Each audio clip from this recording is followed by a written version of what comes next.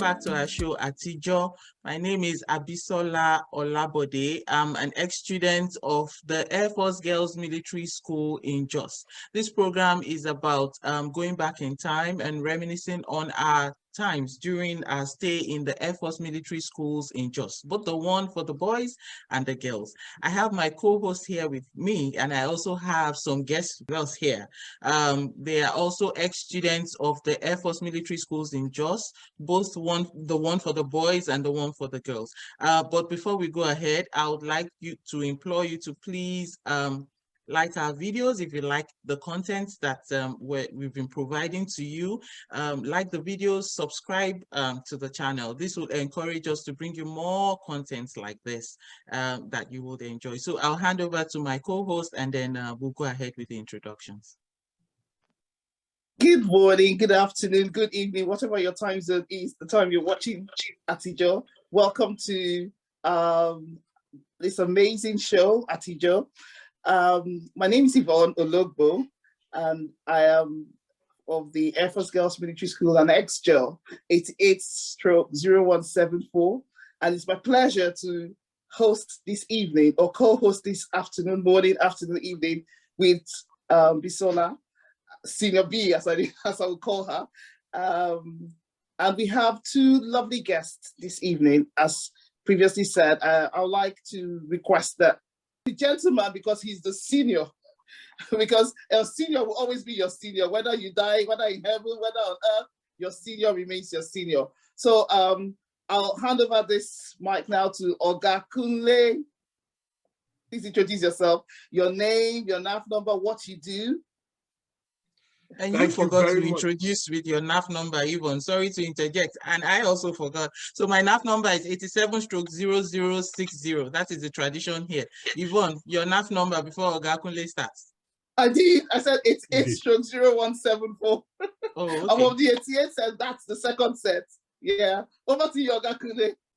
Thank you very much. Thank you, guys. My name is Kunle Oguneye, 83/462, Red Squadron.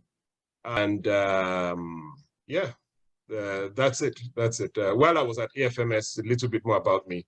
I was very active in drama, in theater arts, and I think I acted in school play every year from Form 2 to Form 5, probably, maybe even from 1 to Form 5. I can't remember, but I think I was in every school play, really prominent roles, and yeah, had a wonderful experience at the AFMS. Okay, great, thank you. And our next guest, Exjaw, ex-junior airwoman of the Air Force Girls Military School in Jos. Go ahead. Hello, everyone. Good morning, good afternoon, good evening, wherever you're watching from. My name is Christiana Yinka Olumodeji, aka Olumorock, as the officers used to call me in Gamus, as we call it back in the day, Air Force Girls Military School. Courtesy of my father, who was in the military, bless his heart, and may his soul rest in peace, aka Crystal Rock, which is what I identify myself as on social media.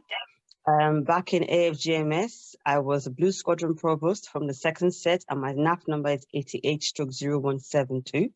Like Oga Kunle, I also was quite active in the social side where I'd love to dance, and I still love to dance. I remember going to participate in a few dancing sessions when we go to the boys' school, as we used to call it back in the day. I enjoyed AFGMS, and I loved my experience there. Thank you, my host, Abisola and Yvonne. It's a pleasure being online today. Thank you. Okay, so I'm just going to throw this question out, and I'd like to start with Oga. I'm going to start with the ladies, so permission to carry on. Please, permission granted. Okay. So this question is going to be thrown at you, Chris, or Yinka, as a lot of people call you, those that know you from Gamus. They call you Yinka, yeah. But those of us that know you outside Gamus as well, call you Chris. So I'm going to ask you, what made you attend, what was it that made you to attend Air Force Girls Military School, just? And you attended as a second set, so obviously you must have heard some stories from the first set. So what was it that made you choose to attend Air Force Girls Military School? This is spilling the beans proper. I will not lie to you. I did not choose to attend. I mean, I'm in my 40s now, so I'm not going to lie. I did not choose to attend Gamus or military school. For those who don't know, I was used to go to I was in a secondary school actually. And I think it was my bad behavior that made me go to military school. I'll tell you what happened. It's funny. I got expelled in my first secondary school because I went on a holiday. It was half term. So I went out with my school mother in my school then in Cherubim and Seraphim College in Ilorin. I didn't know any wiser. And I fell ill during the half term. You know, they give us boarding pass, we go away. And I fell ill and I ended up, I'll never forget for the life of me, this is probably going to come back and haunt me, who knows. I fell ill and I went to Temitope Hospital. So I was there over the weekend. Meanwhile, my brother, my late brother, Pastor Olumodeji, was looking for me. He was worried, sick. And then I came back the Monday when school resumed. Unknown to me, school was upside down because they could not find Yinka Olumodeji. They didn't know where that little GSS1 girl was. I came back not knowing what was happening. Long story short, my dad was not happy with me. You know, everybody was sad. I still did not understand what was going on. But after what I knew, I got pulled out from the school. And next thing I know was they're trying to straighten me out. And they sent me to a military school. So I went from another school to Air Force Girls Military School to try and straighten me out. But I guess the long story short, that was how I joined Air Force Girls Military School. Why did I join? I don't know. All I know is the first day, everybody was going in and I was there with my suitcase like, okay, so I've gone from a mixed school to a girls only school. I was not happy about it. I think that really affected me for the first 3-4 years of going into the school because I still could not comprehend dealing with just girls when I was used to an environment of boys and girls. However, somehow, some way, I became a prefect in the school. God knows why, but hey, that's secondary school days. But answering your question, Yvonne, what made me choose Air Force Girls Military School? I didn't choose Air Force Girls Military School. It just Air Force Girls Military School chose you. That's right. Military school chose me. And you know, the funny thing is, I still have the provost lifestyle in me, as you know. It just We're can't going to go. come to that. We're going to come to that. In fact, there's the question I am so itching to ask you, Yinka. I can't wait. But let's hear from Oga Kunle first. Oga Kunle, why did you attend or why did you choose to attend the Air Force Military School in Jos? Well, there were 2 sets ahead of you, or 3 sets actually. And so why did you end up at the Air Force Military School in Jos? So serendipity, the grace of God, destiny, however you wish to classify it. I asked my father this question: that how did you even know about Air Force Military School? Because we were civilians, didn't have any. I think we only had one distant relative who was in the Air Force. So how did you even know? And my father said it was announced in the papers, the newspapers, the entrance exam for Air Force Military School. And, you know, those days, my father enrolled me in every single common entrance exam that you could think of. I must have done about 6 or 7 different exams to secondary schools. So I took the exam for Air Force Military School just as one of the several exams that I took. Got accepted to the interview process. And when I went for interview, it was fantastic because I was in the midst of boys. And 10, 11-year-old, I just loved playing with other boys, just having a fun experience. The 2-week interview experience for us was really, really a lot of fun. We had a lot of autonomy. The seniors weren't around.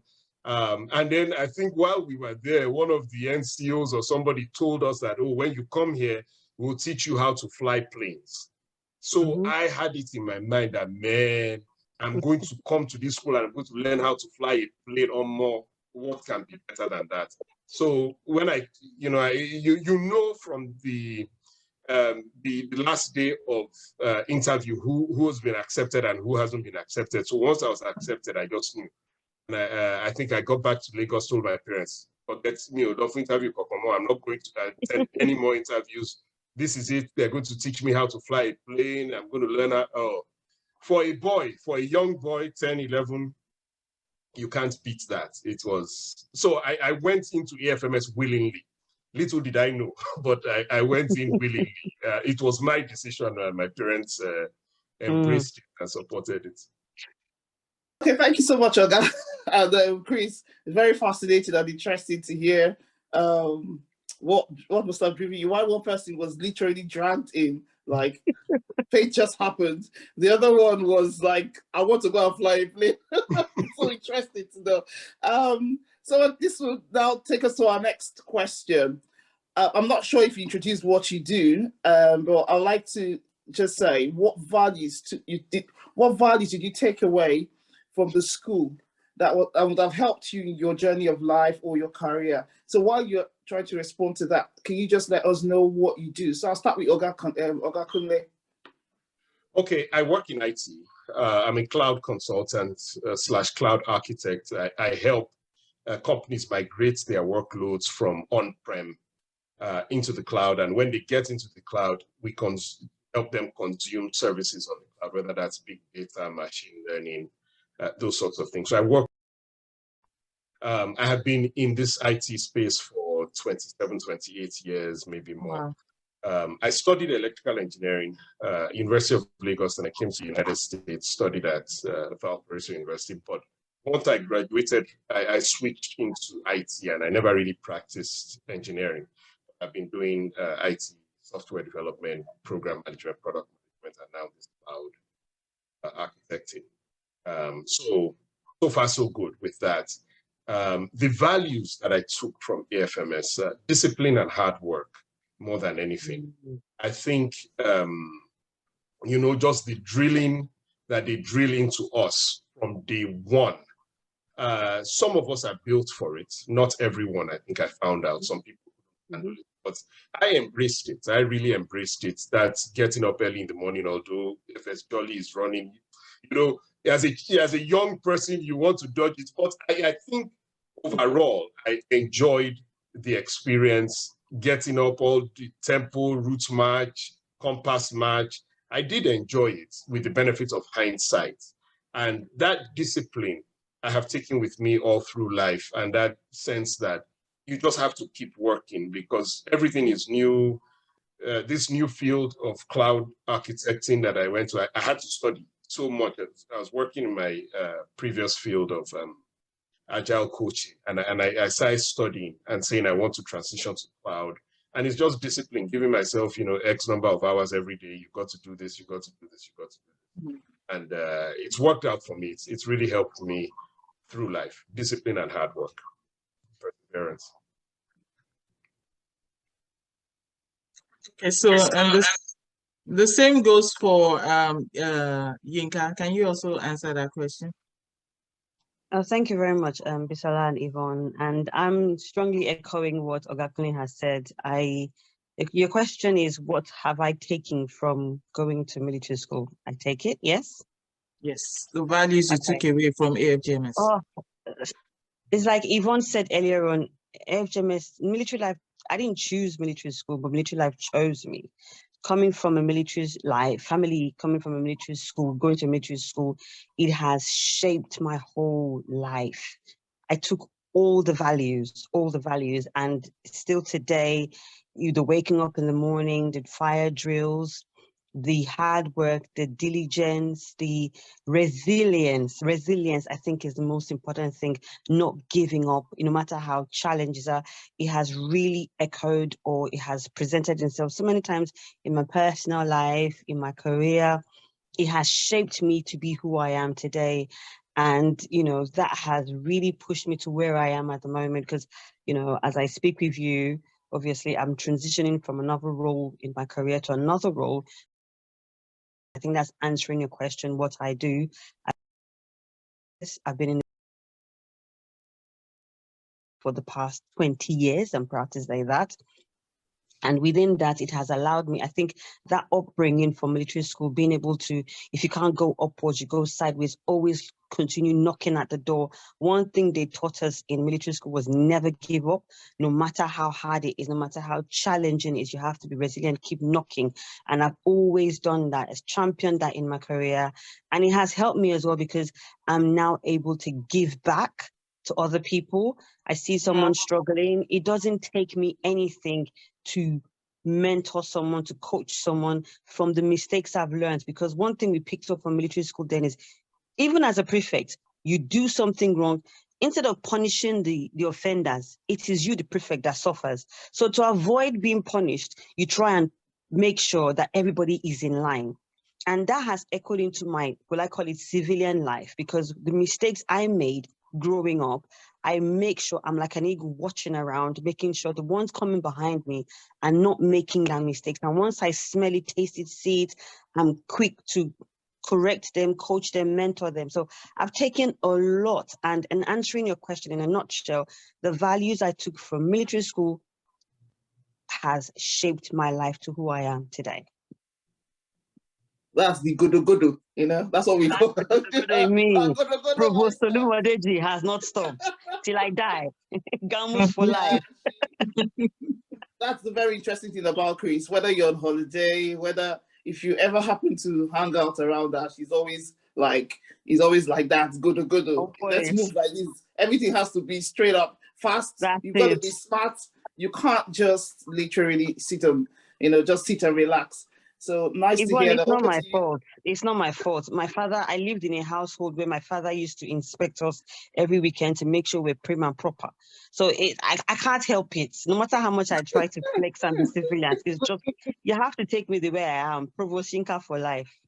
I know. I think we're gonna have a music break at the moment.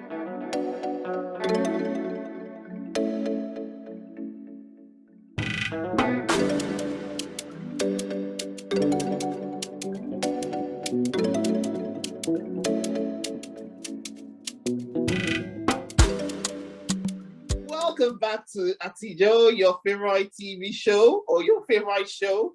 And oh my God, I'm sure you must have been so excited to hear about Oga Kunle and Chris, all our experiences so far.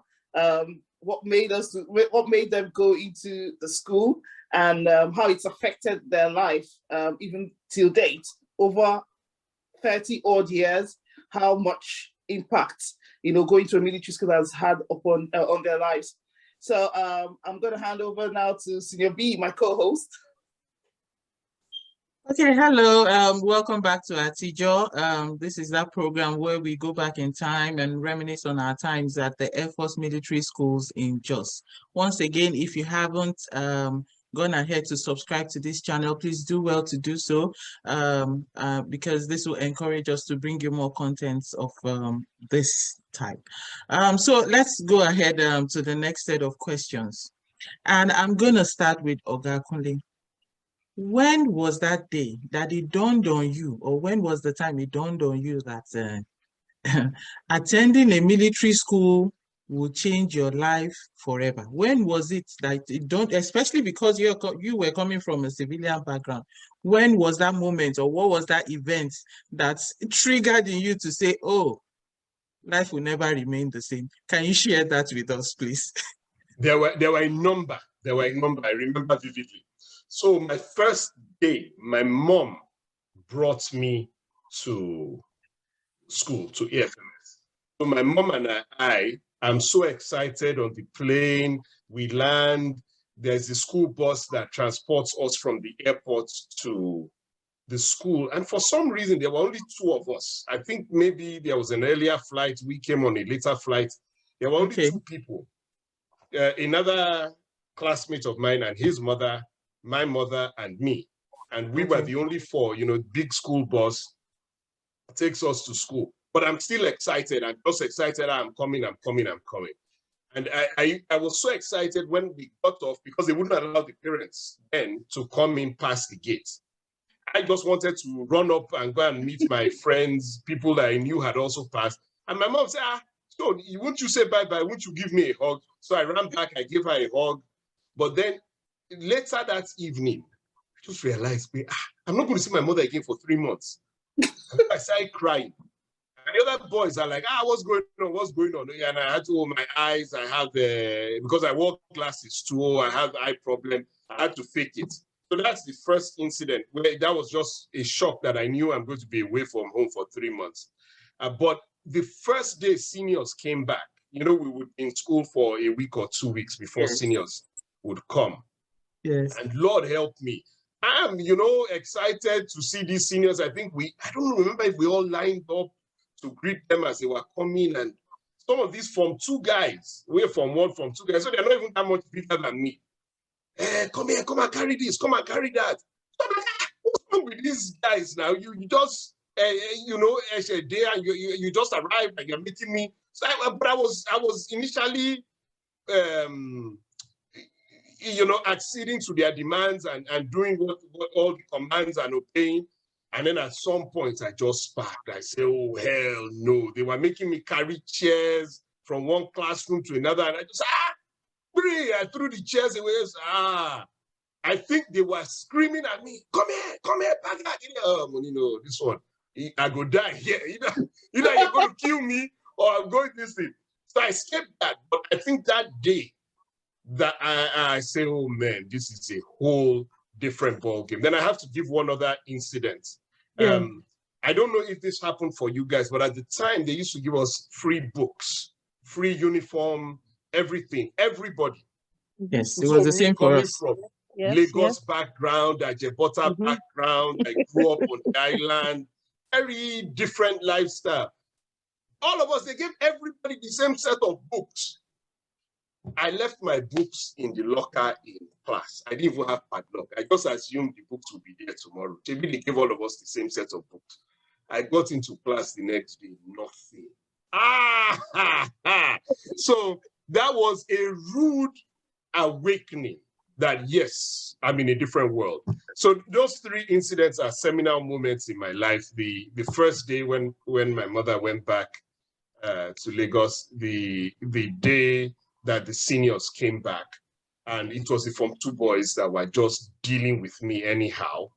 And then when my books got stolen, those 3 incidents, and they all happened within, a week or 2 weeks of each other. Well, that's so interesting. Everyone has that one moment when their brains are triggered to say, come, it's no longer business as usual. So Yinka, would you also share, that moment that it dawned on you that, okay, even though you're from a military background, but I'm sure there was still that one moment where you realized that things were no longer the same. As I said, military life I didn't choose military life chose me. So after my experience in my previous secondary school, and I had to stay at home for a couple of months, and then my dad comes home one day, says, oh, we're going to, because my dad used to shuttle. He was the aviation, College of Aviation chairman at the time. So he used to shuttle between England and Zaria. And then he said, oh, I'm going to get you military boots. We just have all these, these soldiers now, these old men, they just drop all these one-liners. And he says, you remember that school I told you about in Jos? I'm like, yes, I can't forget to. I'm still beefing my dad at this time. Like, you took me from a mixed school, you're carrying me to a military school. What is it going to be about? Now, being a child born into a military family, I have an idea of what military life is about.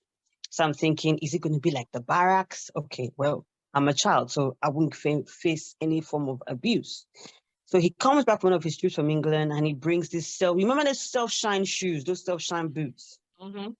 He bought a pair of the self-shine. In fact, he bought 2 pairs. I had to try one to make sure it fit. That was the first sign of, I'm going to military school. Then we went to Air Force barracks. Okay, I'm going to go and see he said, I'm going to ask one of my friends at the base were coming with me. My father doesn't talk too much, it's one line. I followed him. By this time now, I know I was going to go to military school, but when I'm going to go, I don't know. When we got, the uniforms, he sized me up, we did everything else. Then he said, right, I can't go because of work, blah, blah, blah, blah, blah. Anyway, long story short, I go with other children. We get to when it's time for us to resume. I'm not going to say too much. When it was time for us to resume, to start school, we got to the Air Force Base now. We entered C-130. At that time, I was still like, okay, when I get there, I will What's deal with it. sorry to interject. So the The C-130 C-130 was the is... plane. Okay, it's military jargon, sorry. The military plane that we all had to fly, you know. Then in those days, we had a bit of privilege in our sets. Then, you know, you get a free military plane. Like Kunle said, free uniform, free everything. So obviously there was a few of us coming from Lagos State that flew from Lagos to Jos. So when we got to Jos now with my Bali portmanteau, you know, my little shori self going there, I just followed the other children. We entered the plane. Now, me, I've already been to a boarding house. So it didn't really, I wasn't fazed about it or impressed about it. Me, I'm more a person, I want to see what all this noise is about. That was what it was. Got to the school. The first thing that really annoyed me was the fact that we can't take provision. Provision is for night cap. That was the one that even annoyed me. I brought on my cabin biscuit. Now I'm coming from a civilian school that you have all sorts of provisions. You now get to the gate. Then some small girls like myself, that is because we were second sets now. I look at it now and I laugh. And they say, oh, you have to submit your provisions. I think that was where the beginning of my frowning was, because I used to bowl. Maybe that was how I was able to patch to become provost. I never smiled. I never smiled because I wasn't happy, and I was like, okay, I'm not going to let anybody, because I had this mental frame of mind of, in my previous secondary school, they used to punish me a lot because they would just be chancing me. I'm not going to let these seniors chance me. So I never used to smile to anybody. When it says submit provisions, I just submitted my provisions and I just walked away.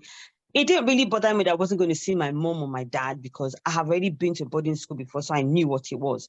It was just, I was just like, let me see what this military school is all about. I have no choice. I can't say I don't want to go. My father is a redneck officer or retired redneck officer. I have to do what I have to do, you know, and that was how it just happened for me. So it was just the taking away of the provisions that made it dawn on you that...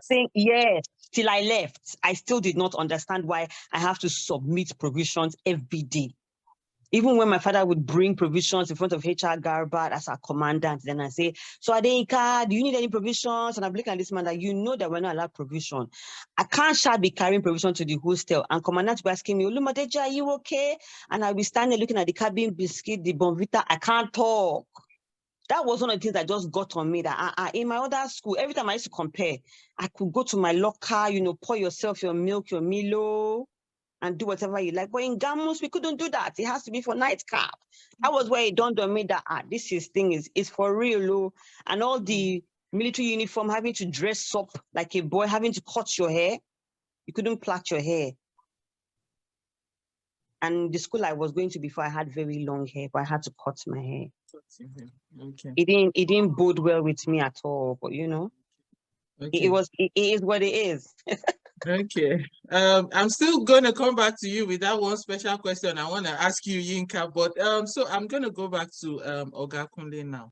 And the question I want to ask is, so if you were in a position to take certain decisions, what is that one positive change you would make in AFMS, which you realized was very, very valuable after having left the school?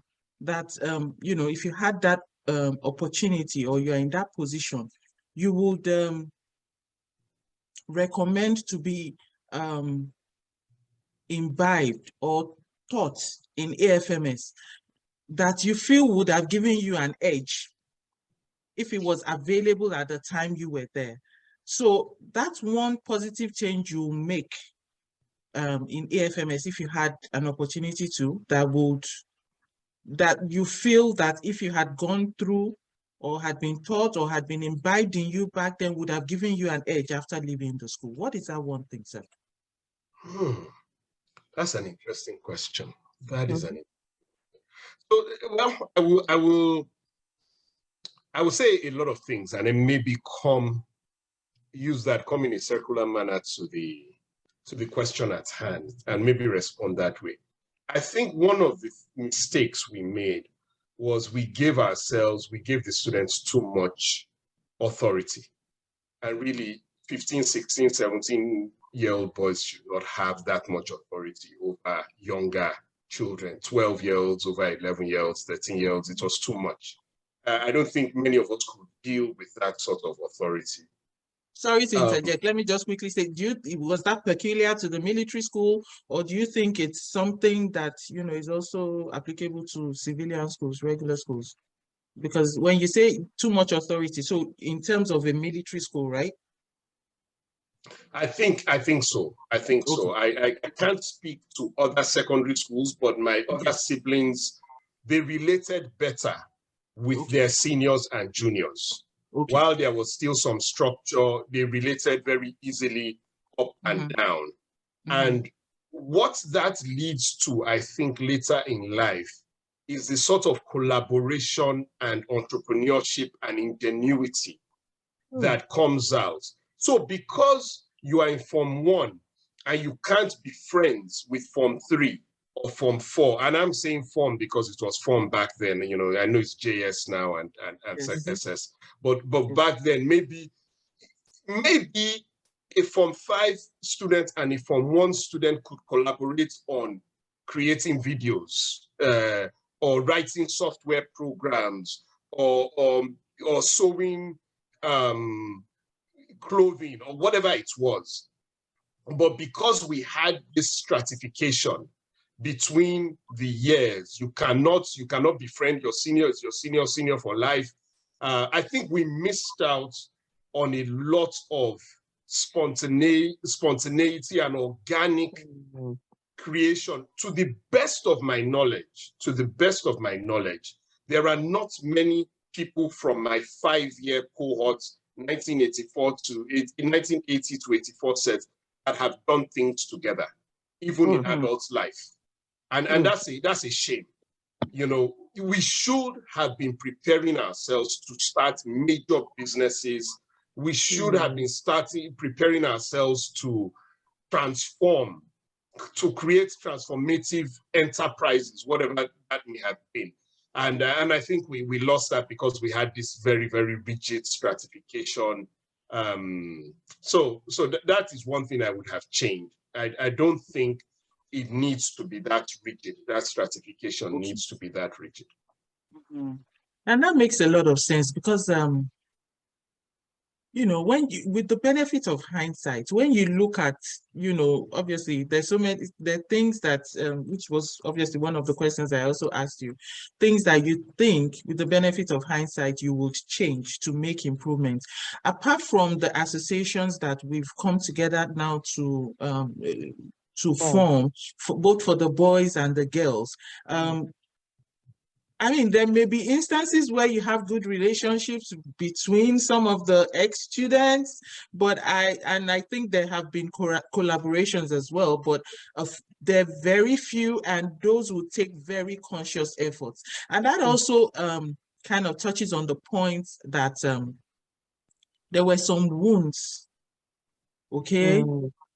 that happened back in the day, and which was also one of the topics that we touched on one of our episodes that is coming up, where we discussed with an Exjam, an ex-junior airman, I beg your pardon, who is a medical doctor in mental health. And there was another episode where we had a guest from the 80 set, which was the first set of Exjam, who mentioned that some of the wounds that occurred over 40 years ago, are still very fresh in people's minds. They haven't come to terms with it, let alone move past it or heal from it. And these are real issues, And he also mentioned that these wounds were even by their mates who were prefects, which also goes back to the point you raised, Oga Kunle. You know, these are issues that, you know, I mean, we all have different perspectives to life. Like for me, I'm a free-minded person. Like, did I even know what I was doing, let alone, do you understand what I mean? Because I was giving an example on an episode that we recorded, which is yet to come out, that there was a junior girl, I became friends with her after Air Force Girls Military School. We're friends, talk a lot, you know, in fact, we used to pray together sometimes, we were friends. This was like 4 years my junior. And one of these days we were just talking and she was like, you know what, there's something she wants to say to me. I was like, what is that? She was like, that there was something I did to her in Gamos that she hasn't, that is still very fresh with her. That is still with her, that, I think I sent her on an errand and she went to report me to this we all know the officer, and that officer made me self-punishment throughout that term. And I never knew that student until that very day that she was telling me. And she was like, I hurt her, but I was like, I didn't even know, I apologized to her and I realized that even my apology helped her. And she was like, oh, it's over now, but she just felt that she still owed it to me to tell me. And so that is just on an emotional or from a mental perspective, not to talk of, potentials, just like Oga Kunle said, that we have missed along the way. So now it's taking a conscious effort to even have some of these maybe like seminars and things, and just making conscious effort to bring people together. It makes a lot of sense what you have said, Oga Kunle, and you see that's part of the essence of this program, to be able to pick up this point so that we can all gain from it and also be able to have constructive discussions like this. Thank you so much for that. Do you have, do you want to share your opinion on that, Yinka and Yvonne as well? Do you have comments to make on that? Can you rephrase the question again? Because there's a lot, from everything Oga Kunle and you've said, I'm just like going through, there's a whole mindset playing in my head. So if you can just put the question across again so I know how to frame my answers appropriately. Okay, so the question was, what is that, if you were in a position to, what is that one positive change that you would want to make, that years after leaving the school, you realize if it was imbibed or you were taught back in the day, would have given you an edge to do better in your journey of life? What is that one thing that positive change that you would make if you were in a position to do so? Mental health, awareness of mental health. I think that's the key thing. Our upbringing was, me personally, a lot of things, I'll tell you one thing which shocks a lot of people and shocks myself. A lot of things that happen in military life, in military school, didn't faze me because I come from a military background. Call me an extremist or something. It's not like I experience any hard side on my side, but when I hear military, I look at the extreme. So a lot of things that happened in Gamos did not faze me because it's what I expected. And I think my father had already told me a lot of things to expect. And the fact that my brother went to military school as well, and he had his own experiences, dare I say, and it prepared me for what I was going into. But not all of us have that same level of threshold. And like you said, a lot of people are still battling with the issues. And if you look at the upbringing that we had in military school, we didn't have that much. We just have to take it the way it is. And we find that some of our classmates dropped out because they couldn't cope with the level of drilling and military lifestyle, etc., etc. Mental health, if we had that, someone that we could go to speak freely, if I'm permitted to say, on issues that are bothering us or issues that we cannot handle, as opposed to bottling it up, because a lot of these things happen and it shapes us to where we are. We have a few colleagues who are the way they are now because of what they went through in military school. Dare I say good, dare I say bad for some. So one thing that I think would help would be mental health awareness. And I'm hoping that it's something that, the schools, both boys and girls, would look into in the nearby future. The guidance counselor is talking about mental health. There's someone you can go to, because even in the military now, if you look at the military, the military service, here we're in UK, we hear about things that are happening in the military. There are people that you can now go to. Back then, it wasn't like that. So things are changing. And I'm hoping that it will change also with our own school. So maybe that's something that they can look at, mental health awareness. Can I just add a bit, because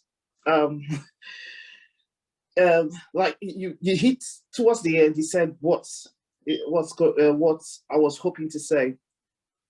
In those days, there's that the mental health awareness was not as much as it is now, and specifically in the military, a lot of them have had experiences in their life. Don't forget that prior to while we came in, or even while we were still in school, there have been a lot of bloodshed in Nigeria. There's been coups and all of that. So all those experiences are basically what has shaped most of these officers. So when they come in, they're literally unleashing most of it, unfortunately, on poor souls like us that have no clue what's going on. And some of us not, and being that age that we were, having to experience those sort of things. When you experience it, you're looking forward to the next person to unleash it on. That's exactly what was going on, constantly. As your junior comes in, you're like, straight away, I'm going to daze that person, according to how we used to say. But we had a guidance counselor. I'm not sure we understood why we had a guidance counselor when we were in school. And I don't think we really used that service. Some people may have, some may have not. But I don't think it was well utilized. Maybe going forward, these are things that we need to highlight to the school. Maybe we need to start having talks on mental health, especially for our school that's gone back to military school. These are the kind of programs that we Exjaw and ex-junior airwomen and ex-junior airmen need to start, putting on the forefront of it. But then how can we give back to the school when we have not sorted out our own issues? There are lots of people who are Exjam and Exjaw who are still, like we said, still suffering.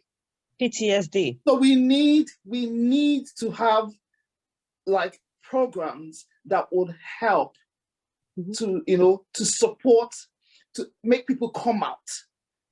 And this is where we need to sort of come, because I know one of the Exjam that is a mental health consultant, and we had a talk sometime in the UK where he featured, or I think I attended one of the Exjam meetings that he featured in, and he did give some very good, useful advice. So we need people like that to come up with plans, programs. We need to work in synergy to see how we can support our own selves, so that we can come through all whatever it is that we may have suffered while we were in school. If we don't do that, we can't give back to the school. We're only literally going to give back negative vibes. So this might be something that we need to throw out there. This is why we're having these programs. Let the executives of these associations listen to it. The board members, let them listen to it. Let them see how they can work together and, open that sort of platform where people can say sorry. I had a situation where somebody reported me. I didn't know. I can't even remember what happened. All I know is that a letter was sent to my family. I still remember my mom saying a letter came that you're a bully. I don't know. When I asked them, I'm not a bully. They laugh and say, me, I was very tiny. And maybe it was one of those things that you want to ruffle shoulder. I used to want to, let me show that me if I can harass, Unfortunately, it bounced back. I never heard anybody that got a letter, but my parents got a letter. And till tomorrow, I don't know who that person is. I would really love to say I am sorry. And I would really want to see how I can, whatever it is, how can I make it up? What can I do? So it would be good to have these sort of platforms. There are people that don't want to ever associate with us because of what they've had to deal with. So let's see whether we can start talking to our association, start bringing up these issues to, the various executives to see how we can, fast track it. And that might help. Yeah. Just adding to that, if you would allow me, I'm just echoing what you've said and what Oga Kunle has said. And if you look at the way we were brought up, I think it was more fear. I never went to the guidance counselor any one day in my life in FGMS, not because I could not, but because of fear. There was a lot of fear. There was a lot of fear instilled in us. I personally wasn't even afraid because I used to hear of stories of when my dad was in the military, what he did to, soldiers and everything else. So if anything, that gave me an edge. Like, okay, if my dad was very strict like that, I'm going to follow that kind of lifestyle. I dare say I never used to smile. I used to bone. I'm sure there will be one or two juniors that would say, oh, Senior Yinka, you did this to me. My own punishment then was you either soak or roll or you wash toilet. My own was to wash toilet. I will make you wash the toilet till I can see my teeth shining in the toilet. Because I felt like cleanness was next to godliness, but I will not do, horrible things. But everybody had, and it's like Oga Kunle said, we had this level of power that was unleashed on us. I'm from the second set. I'm looking for the next junior to send and do errands because I've done my own. I've paid my dues. It's your turn to pay your dues. You have to pay your way. But again, is what I said earlier on. Not all of us have that threshold. So where do we find that boundary to be able to speak freely, but then understand the structure that we are in, which is the military school? So as we say, we need to be able to talk about it more. And it's not just, I think we need to also go back and have these sessions, lots of mental awareness sessions, because these girls come out of the schools, and I dare say the boys come out of the schools as well, but they still have that thing. Can I go to Senior Yvonne? Can I go to Senior Yinka? Can I go to maybe the junior seniors to talk to them about help? So we find that out. I think this is why, Yvonne, you and I, in our own alumni, we reach out a lot more. Not like the rest of us can't do it. I guess Bisola or Remy, you do the same thing. I maybe Oga Kunle does it. But because of what we've been through, we're quick to reach out to other girls and boys to say, like, this is how life is. Let's try. Whatever has happened in FJMS or FMS. You are now in the big world, in the adult world. Let's see how we can raise each other. Now, these girls might be struggling to accept the offer that we're giving them because of that fear that has been imbibed in them for 6 years. But if we start training them or speaking to them from when they're in the school, maybe when they come out, it's easier for them to reach out. Thank you. All right, thank you all so much for your opinion on that. So we're really running against time, but there's still one or two questions I'll still like to touch on. And I'll start with Oga Kunle once again. You are Oga here. Yeah, everybody's Oga here. So we'll start with the most senior. And that is, if you just let us know your opinion on this. So new generation of parenting. Okay, there's no fixed way of parenting. Okay, the style used by parents differ significantly from one to the other. What works for you may not work for me. Do you think any of your trainings or experiences in AFMS is influencing your parenting skills positively? If so, can you highlight some of these values and or points to us, the ones that are influencing your parenting skills positively? Thanks. So that's a very deep question.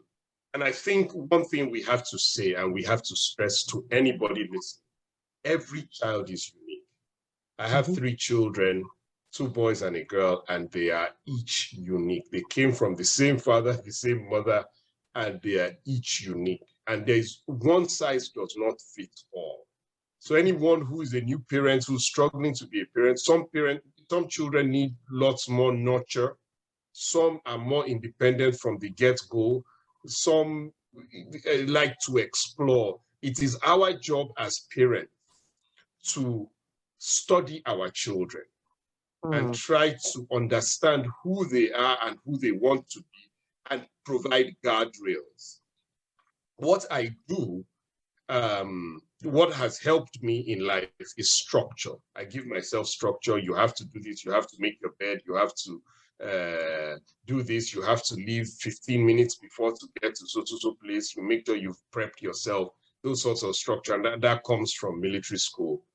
So I try to bring that. Note the word try. I live in America. My children, I have to confess, they're American children. But on the grand scheme of things, they have much more structure in their life than most other children growing up in America. So that helps. And I can insist on that. And I explain to them that, look, this structure is good, especially for the boys. I'm not very successful with my daughter. She knows how to get that. The kiss.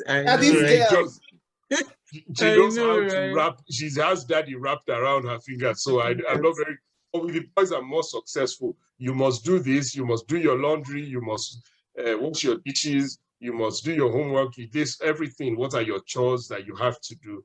And make sure you're going to bed at this time. So I think that is also as much as we want to give our children leeway, what I loved about AFMS was the structure.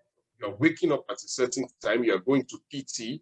After PT, you are taking your shower. After your shower, you are in class, from class. And I think many of my contemporaries that I met later in life, especially in the university, who couldn't structure their lives, they floundered, they struggled because they didn't know how to structure their lives. And in the university, I was already, no problem now, structure, I have to be at this class by this time, I have to do this assignment, I have to be in this lab.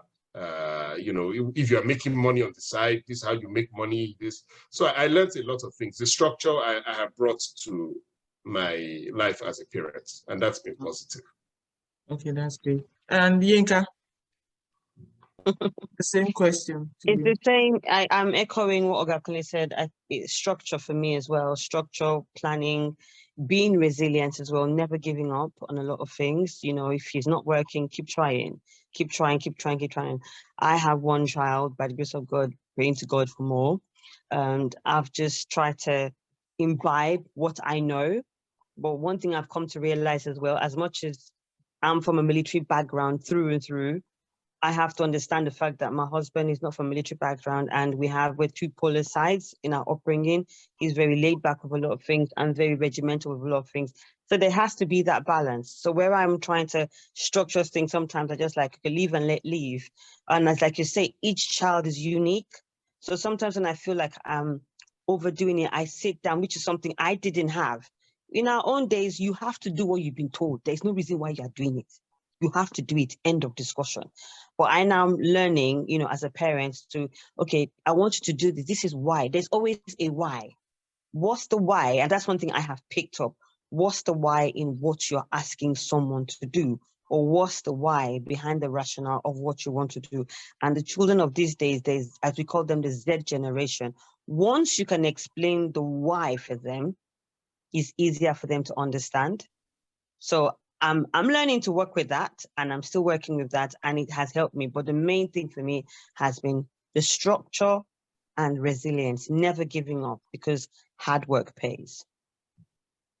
Great. Okay, so now we'll just take a break and then we'll round up.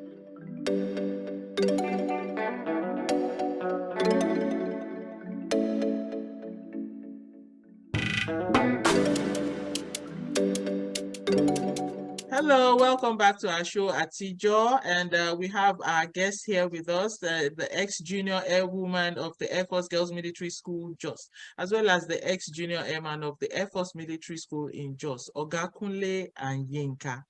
And I'm going to hand over now to Yvonne, but just before we hand over to Yvonne, there's this one question I've been dying to ask Yinka. Yinka, Yes. Olumorock, where did he come from? Olumorock. That name has stuck with you forever, and I don't think it's ever going to go away. That's your nickname. Where did Olumorock It's not my nickname, come you from? know. It's not my nickname. It's my father's nickname. My father, as I told you, is an ex-soldier, and that was what he was called when he was in the Air Force. So as soon as I came into GAMUS, FJMS, the first thing they said was, "You're Oga Olumodeji's daughter, Oga Olumorock's daughter," and he just stopped with me like that. So everybody always called me Olumorock, echoing my father's nickname. Okay, so it was actually your dad's nickname, but it was Olumorock. Everyone knows you're talking about Yinka. Because that was what they called him when he was in the Air Force. Oga Olumorock. Olumorock's daughter. Yes, that's it. Okay, so and you were a provost as well. Yes. Oga Kunle, you were going to say something. Yeah, let me speak to that too, because Yinka's elder brother Shegun was at FMS as well. He was even my senior. And we also called him Olumorock. That was when I got there, they were already called. So it's a family, it's definitely from their father. It's a family nickname. Oh, I see. Okay, good to know. Yvonne, so over to you. Okay. Okay.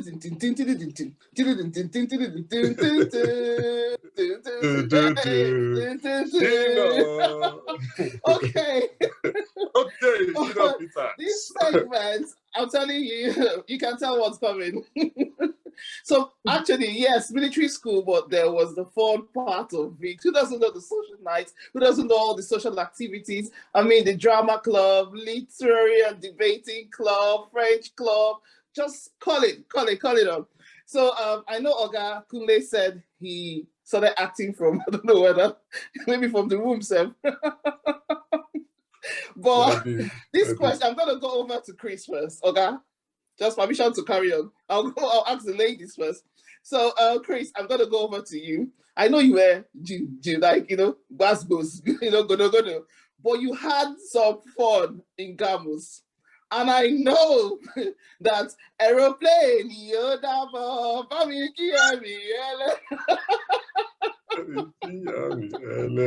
please tell us what was the fun thing, in Gamus. I won't lie to you. As I said, sometimes I wonder if I went to Exjam at all. I didn't really do a lot of social stuff until the senior years. I don't know. It just it didn't really gel with me. Like the Yoruba dancing something. If I tell you I was pulled into it, when you're just there and you're just like, okay, let me just join.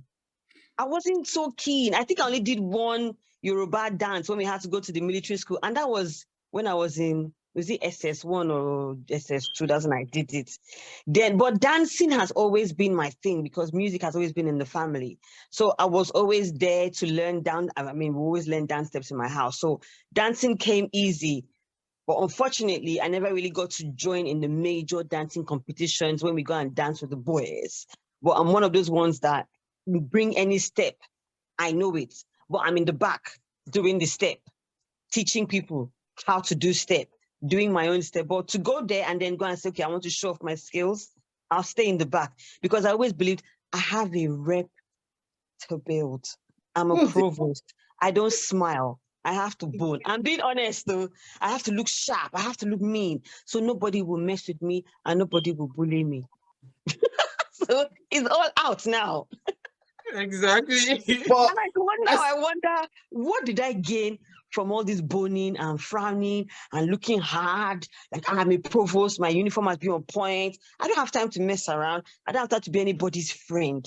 And to be honest, I think I lost at a lot of social gatherings because I was too focused on being serious and good. Provost. But the thing is, I still remember that Yoruba dance.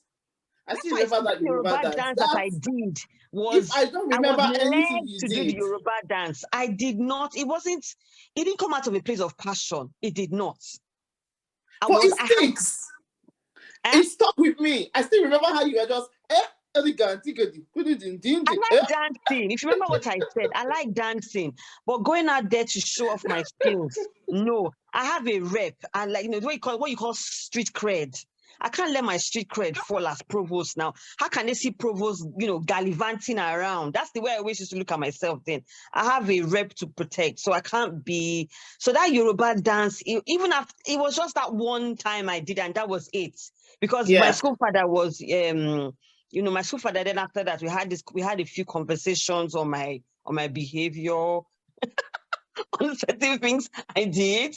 And I was like, it looks like I've killed my street cred now, Let me go back to being Provost Olumodeji.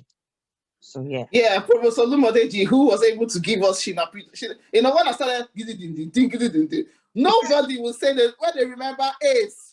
They can't forget Christiana Olumodeji. Yinka gave it to us like, oh my gosh, show me. Digging left.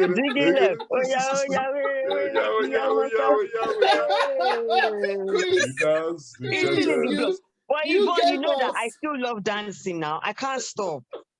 I'll tell you something that you guys don't know, In my household, every Saturday, my father will play the latest songs, and we used to learn the latest. We used to have dancing competition in my house. So if you can't dance, there's problem. We didn't have to. So music it comes natural to me. Dancing comes natural to me. We used to listen to Fela, the likes of Fela, all this. We played full blast in our house. I'm sure, Ogakule, you probably recognize some few things with my brother Shegun as well. It's just something that we have. So playing Shino Peters, dancing Shino Peters, is I'm letting the cat out of the bag. But as soon as I let the cat out, the cat came back inside. Quick. I had to tell myself again, there's rep at stake. Okay, thank you so much, Chris. Over to you, Oga Kunle. I know, let's talk about your acting, prowess and all of that. So yes, we, unfortunately for us, the school was still very rigid. We did not have our first lit, was it debate and social day, I forget what we called it, until that we invited other students to AFMS until I think I was in Form 4 or Form 5. I may have been in Form 5. Oh, wow. And you guys, you started younger than us, so we didn't interact with AFGMS. My set. St. Louis. St. Louis, yeah. It was St. Louis, it was Baptist, it was Command. Hillcrest, those schools. Yes. So we invited them, and I think it must have been my Form 5, because we were part of the organizing committee and it went so well. And then at the end of the day, after we finished all the debates and the quizzes, we're now supposed to interact socially. Man, our officers came, all boys out, fall out group, marched us up school. The girls were pleading with them. No, we want to socialize this. No. Oh my Lord. That was traumatic.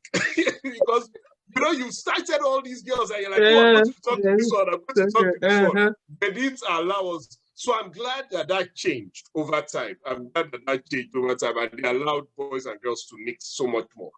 But the drama thing, like I said, from Form 1, when we would have social nights in school, but it was just us, just the boys, I was always one of the people scripting skits on demand and then acting. This is what I say about, unfortunately, if we had more collaboration among the different sets, and maybe I'm a bit too early for the YouTube generation, all these paper macaroni scripts, all this, I would have been so good at those sorts of skits, writing them, and we were already doing these things collaboratively during social nights, school plays. So many of us could have continued along those lines, and we could have become major production companies in Nigeria. Who knows what we would have been doing? So that was the fun that I used to have, and just playing with my friends, just hanging out with them. I really enjoyed a lot of AFMS. The punishment, all that was tough, but overall, it was a more than positive experience overall. Can I just say something? When you're talking about fun fact now, I'm not thinking about it, and I just had this like deja vu of the prayer nights because remember, Yvonne, we always had nights every night we always prayed, and I just realized that I used to lead a lot on prayers then. So we've been doing these prayer sessions. Honestly, forget the Aladura side itself, but we've been doing these prayer sessions from when we were young. Yvonne, remember? I know we used to have now that we are praying, that we are kabashing and we are praying and praying. Every night we used to pray then, and I know I used to lead a lot of prayer sessions. I'm thinking, come on, it was good. Social life, spiritual life on point. We had a commandant that steered us in a very, very good side. Remember when she used to make that joke of, if I catch you with da-da-da-da-da, I will da-da-da-da-da, without having to say too much. Remember, Yvonne, if I catch you with the boys, so and so and so and so. Bless her heart, she kept us, she tried to keep us in the straight and narrow. And I can never forget when, we had that chance of talking to boys, and certain seniors in certain squadrons would call me and start investigating why I talk to this person, because they like the person and the person does not like them, but because that kind of affection. And I'll be like, they'll be giving me side eye, and I'll be like, It's like your set was very notorious with exchanging letters with. And for some reason, when I have letters from my school father, they will call me and they'll be like, why do you have a letter from this person? What is it to you? And I'm thinking, okay, what's your own business with my letter? And I found out that 3 of them were patching to be babe. But the bros was not looking at their face, so they were not happy. Who was your school father, just out of curiosity? Like a school father friends, Olaju Yusuf na the RSM then. Okay. Oh, okay. So they were not happy. Why? And certain seniors will call me and be having 99.9 questions, FBI investigation. Why is he asking? Why is he writing? And I be coming down. They said me to try and be nice to me so I can help your Your set condition. was very notorious with that because Yvonne and Nana also mentioned it on another episode. But well, Yeah. You Yeah. people did not know how to be nice now. That's why you didn't get letters. Okay. Oh. Okay. Oh. Anyway, Yeah. so just to round up, I just want to thank both of you so much for coming on.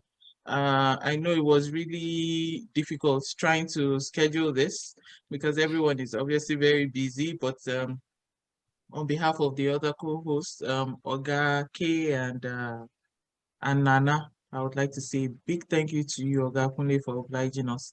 I really do hope that when next we reach out to you to come back, because we would love to bring you back on the show. We hope that you'll be willing to come on and also be able to share and some of your experiences, and for us to be able to pick from your wealth of knowledge. We really want to thank you for coming on the show. We appreciate it, and we had so much to talk about. There's always so much to talk about, and there's very little time. So thank you so much, Oga Kunle. And the same also goes for Olumorock. Now I know the reason I know the real reason behind that, because I was always wondering, was it because she was a provost or what But why did exactly you was never it? ask me now, Remy? You should have asked, I but don't, I've I told like, you now. there's some things that you just, the day will come, and today is that day. So thank you so much. Thank you so much, Yinka. We really appreciate it. I know you have like an event to run out to like right now, and we're eating so much into your time. Thank you so much. We know you're very busy. Thank you for obliging us. We'll also love to have you back. We hope that when next we reach out to you, you'll be willing to come on the show and to also, share from your experiences and let us reminisce, go back in time and see how we can make things better for the schools, because we also gained a lot from those schools. So as is our tradition here, we'll usually sign off with our your parting words, your goodbyes, and also with your NAF number. So we'll start with the most senior. Oga Kunle will let you go first, and then Yinka will go even, and then I'll go last. Thank you so much. Thank you very much again. Thank you for this opportunity. Kunle Oguneye, 83/462, Red Squadron. Parting words, if they are younger people, anybody who's listening to this, challenge yourself to be the best at whatever you're trying to do, and create your own path, forge your own path. Your own story is your own story. You are a unique individual. God has blessed you with certain traits and certain talents that are unique to you. Those around you may not understand it, but try and do your best at whatever it is you do. You have a responsibility to leave the world a better place than you met it. Please forge ahead and don't give up. Thank you. Yinka, you want to go next?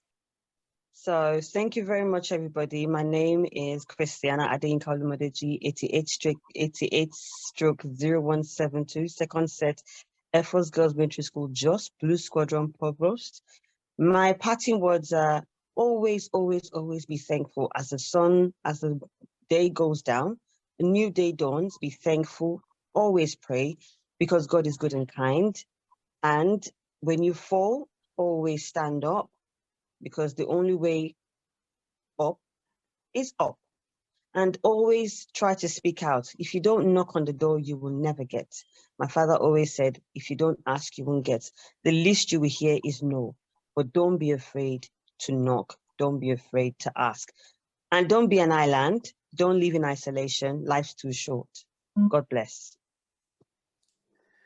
And my name is Yvonne Olugbo. It's 88/0174. I am your co-host. And my parting words to everyone is, we're not what we have been through. Our experience makes us what we are today. So if you know that you've got any challenges, don't be scared to speak up. Thank you. God bless you.